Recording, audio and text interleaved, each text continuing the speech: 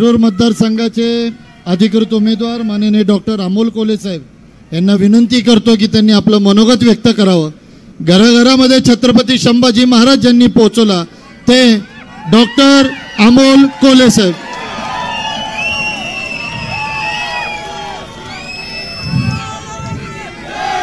आदिशक्ती तुळजाभवानी, उभ्या हिंदुस्थानचा आराध्य दैवत छत्रपती शिवाजी महाराज।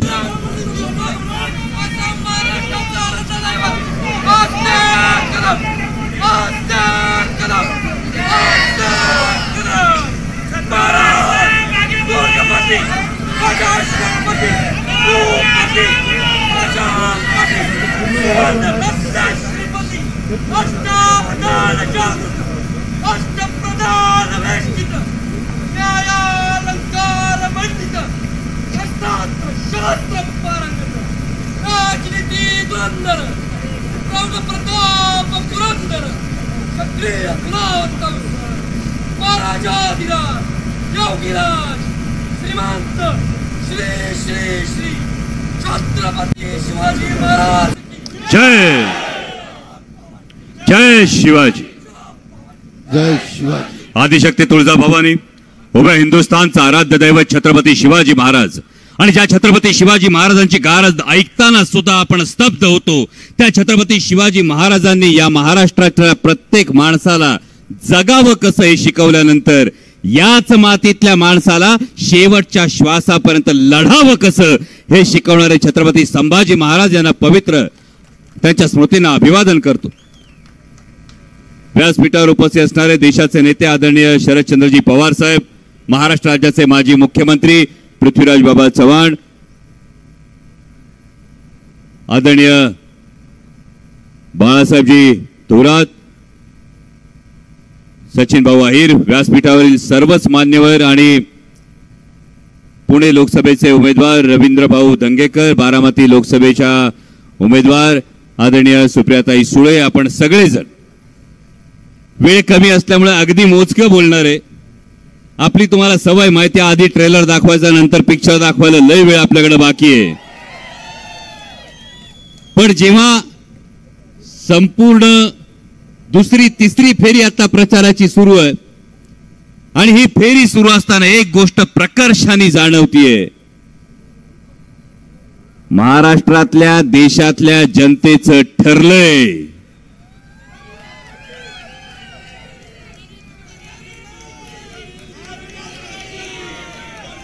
महाराष्ट्रातल्या देशातल्या जनतेचं ठरलंय बळकट हाताने स्वाभिमानाची मशाल पेटवायची आणि विजयाची तुतारी फुंकायची। आणि विरोधकांना सुद्धा कळलेलं असल्यामुळं देशाच्या लोकसभेची निवडणूक आहे आणि माझ्यासारखा सर्वसामान्य शेतकरी कुटुंबातला पोरगा जेव्हा संसदेत गेला तेव्हा मोठ्या बहिणीप्रमाणे आदरणीय सुप्रियाताईंनी पहिल्यांदा पाऊल ठेवताना सांगितलं होतं की इथं पाऊल ठेवतोस ते शिरूर लोकसभा मतदारसंघातल्या मायबाप जनतेच्या आशीर्वादानं पाऊल ठेवतोस।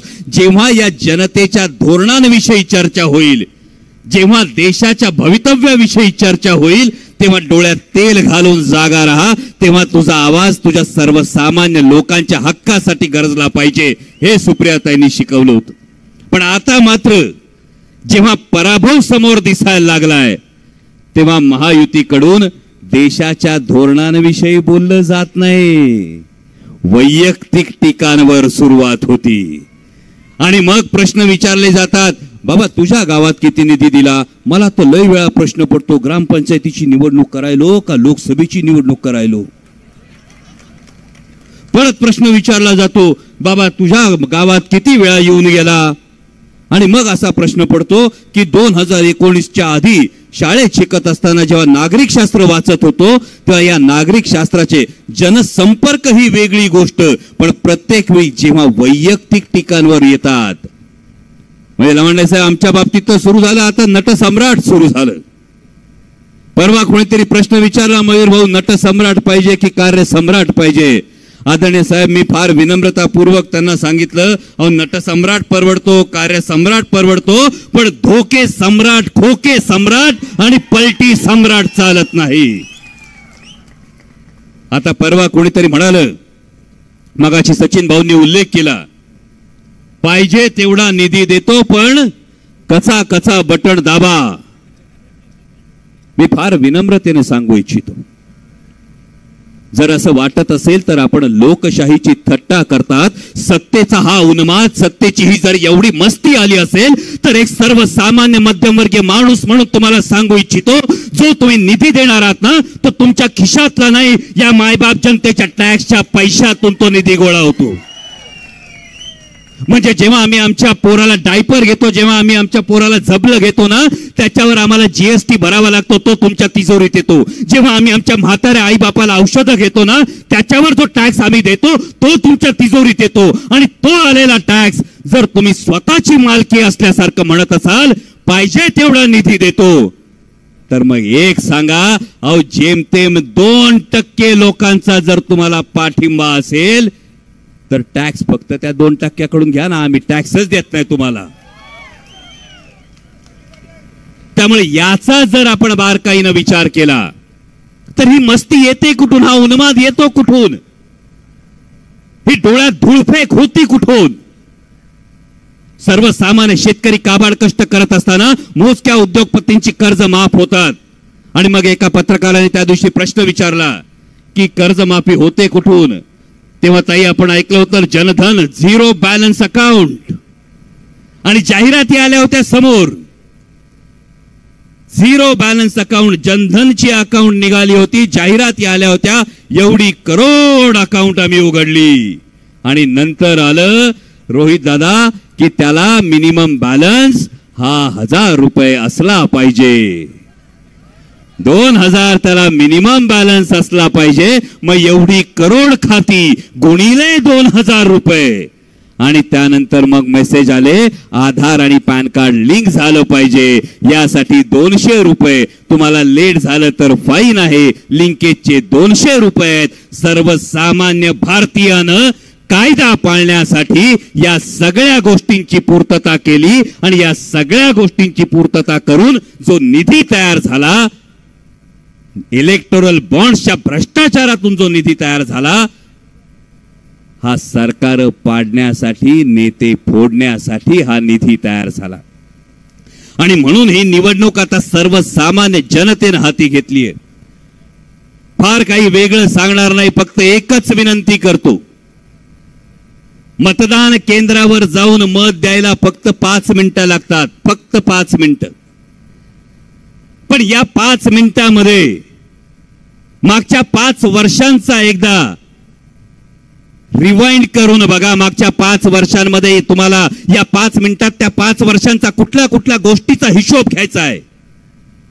जेव्हा उत्तर भारतामध्ये पहाटे 5 वाजता बाप पोराला सांगतो, उठ तुझे दौड लगानी है, तुझे बेल्ट की नौकरी करनी है, पण त्याचा पोरगा जेव्हा -70 डिग्री सेल्सिअस मध्ये सियाचीन मध्ये देशाचं रक्षण करत होता, 1.5 वर्ष त्याचा 70 वर्षाचा बाप दिल्लीच्या सीमांवर त्याच्या हक्कांसाठी दुर्दैवानं आंदोलन करत होता. याचा हिशोब तुम्हाला घ्यायचा आहे. जेव्हा भारतीय जनता पक्षाच्या एका नेत्याचा पोरगा त्याच्या गाडीखाली मगरूरपणे शेतकऱ्यांना चिरडत होता, त्यानंतर ढिम्मपणे बसलेल्या सरकारचा हिशोब तुम्हाला घ्यायचा आहे. जेव्हा आपल्या पोराला कष्टानं बाप शिकवतो, त्या बापाला असं वाटलं होतं की वर्षाला 2 करोड रोजगार येणार, त्या 2 करोड मध्ये माझ्या पोराला नोकरी लागणार. पण जेव्हा पोरगा इंटरव्ह्यूला जातो, इंटरव्ह्यूवरून परत येतो आणि हातात नोकरी नाही, पोराचं वय वाढत असतं, पोराच्या चेहऱ्यावरची चिंता वाढत असते, आणि त्याही पेक्षा पोराचा पडलेला चेहरा बघून बापाच्या काळजाला घरं पडत असतात. याचा हिशोब तुम्हाला घ्यायचा आहे. आणि त्याही पेक्षा सगळ्यात मोठा हिशोब तुम्हाला घ्यायचा आहे की जो आपला शेतकरी, जो आपला बाप काळ्या आईत राबत असतो, त्याच्या भेगाळलेल्या पायांकडे बघा, त्याच्या शर्टाखाली भोकं पडलेलं बनियान असतं, जाताना पोराला सांगून जातो की येताना तुला खाऊ आणन, जाताना पोराला सांगून जातो नवीन युनिफॉर्म आणन, पोरीला सांगून जातो तुझ्या लग्नासाठी नवीन दागिने करेल. हे सगळं तो सांगून जातो. पण 2 डिसेंबरला त्याच्या कांद्याला 40 रुपये भाव असतो, 3 डिसेंबरला निर्यात बंदी होती आणि त्याच्या कांद्याचा भाव 10 रुपयावर येतो.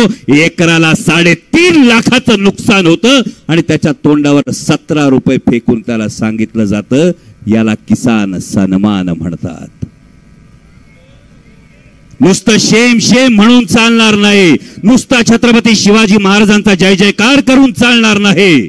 आता पेटून उठावं लागल. ज्या छत्रपती शिवाजी महाराजांनी रायतेच्या भाजीच्या देठाला हात लागू देऊ नका अशी शिकवण दिली होती, त्या शेतकऱ्यांच्या ताटात माती कालवणाऱ्या सरकारला खाली खेचण्यासाठी आपल्याला सगळ्यांना या परिवर्तनाचा साक्षीदार नाही, परिवर्तनाचा शिलेदार व्हावा लागेल. एवढीच तुम्हाला सगळ्यांना विनंती करतो.